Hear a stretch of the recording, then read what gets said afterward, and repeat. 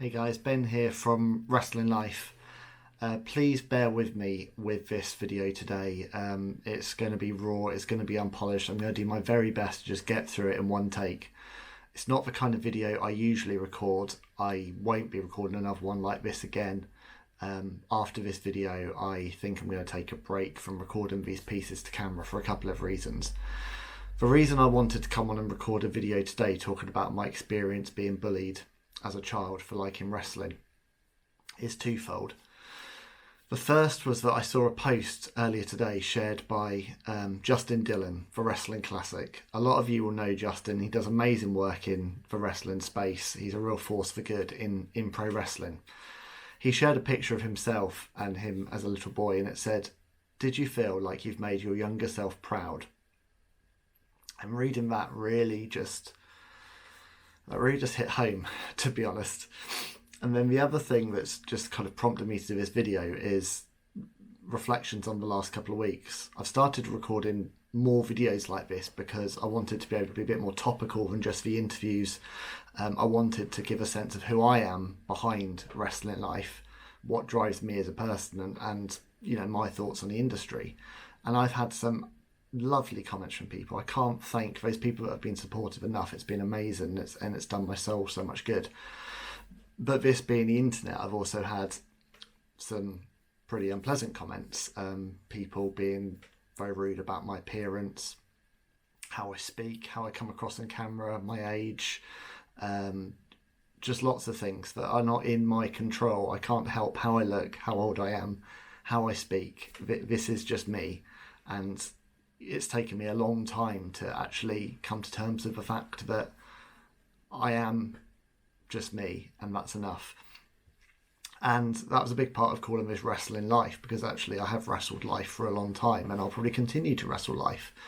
And the reason I set up this channel was because I wanted to create a place for positivity and for kindness within wrestling, and a community where we could really support one another. And I hope that you'll continue to journey with me as I put out more interviews with wrestling talent, and share with you kind of different experiences from their lives. I hope you'll continue to journey with me on this channel. I might come back and do some more of these videos, but I'm going to take a little bit of a break for now. The reason I wanted to record this video today was to talk about the experience I had that started in 1995 and went through to 1998. A time that made me really, really question myself, whether I was good enough, and also almost stopped me watching wrestling. So early 1995, which those of us who watched the WWF will remember was not a great time for wrestling generally. There was a boy at my school who suddenly decided that he wanted to target me, and him and a group of friends really zeroed in on me because I was different, because I was the boy that still watched WWF. When everyone else had moved on to other cooler things, I was the one who still loved wrestling. And I had this WWF bomber jacket that I was so proud of, that had the WWF logo on its sleeve. And I used to wear that to school, thinking it was the coolest thing in the world. I had it shipped from America. It was like my pride and joy, my birthday present. And I had to cover that up. It had a patch on the sleeve, and every day I would try and get home covering it so that the bullies wouldn't see that I was wearing a wrestling jacket, until the point I just had to take it off because I couldn't be a target of bullies anymore. But this one boy and then his friends used to target me on the way home from school most days and attack me. And no matter where I went, no matter what route I took, they would find me. It then got worse. It happened in the school, it happened in the playground, it happened in changing rooms. It was a really tough time to go through. I was so scared of going to school for a good few years. I came home every night and I watched old wrestling tapes as my safe space. To be honest, I used to watch old, like especially 1992. I remember WrestleMania 8 was like my go-to VHS. But I'd watch old wrestlers and old wrestling tapes and see these larger than life superheroes on TV, and for just a few hours I would escape. And that's for me where wrestling has always been such a special place. It's probably why I've found it quite difficult recently to see the changes that are happening with WWE under TKO, because wrestling has always felt like an escape for me and a family, and it's felt like distinctly mine, and suddenly it doesn't anymore. But the funny thing was, those same bullies in 1995, I remember this so well. The bullying stopped in 1998 because suddenly wrestling became cool. Suddenly those same bullies who had targeted me so vociferously and made me feel like I wasn't enough in this world, suddenly they were wearing Austin 316 t-shirts and they were wearing DX jerseys, and suddenly they loved wrestling, and it didn't matter that I did anymore. And I just remember at the time, one, the sense of relief that washed over me, but also this huge sense of hypocrisy. Like, this is the same product, this is the same thing that 3 years ago you used to mark me out as the other. And now it's accepted. I remember I found that really hard, but I never stopped watching wrestling. No matter how many people put me down, no matter how hard people hit me, no matter how rough the bullying got, I never stopped watching wrestling, because it's been my one passion in life. Ever since I was a very little boy reading the WWF magazine, all I wanted to do was write about wrestling, meet wrestlers and interview them. And to answer Justin's question about, do you feel like you've made your younger self proud? I feel proud on several levels. I feel proud, firstly, that I weathered that storm, and that now I have 2 little boys, and that I'm able to pass on those experiences to them and encourage them that yes, they are enough and they don't need to change anything about who they are. I'm really, really proud that I've built up a platform from nothing. 2 years ago, Wrestling Life didn't exist. You know, this came about as an idea shortly after I lost my dad, and I decided enough was enough. It was time to follow my dream and go all in and try and make this work. I'm so proud that 2 years on, you know, there's you guys watching these videos now. I have my little studio here. I kind of know how to use a camera-ish.